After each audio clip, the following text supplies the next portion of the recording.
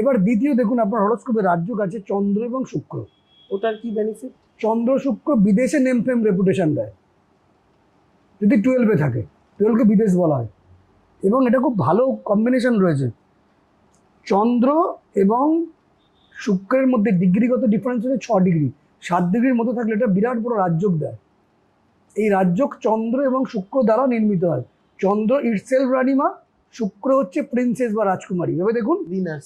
Venous, যেখানে কিন্তু সেই একটা একটা গ্ল্যামারকে ইন্ডিকেট করে। রানীমাও দেখুন গ্ল্যামার, চন্দ্র। আর ভেনাস রাজকুমারী, সেও গ্ল্যামার। কুইন আর প্রিন্সেস। তাহলে এরা একত্র হয়ে আছে, লোকে পায় না এটা।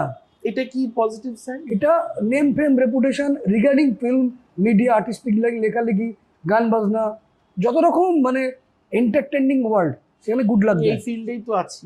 সেখানেই আপনার গুড লাক দেয়।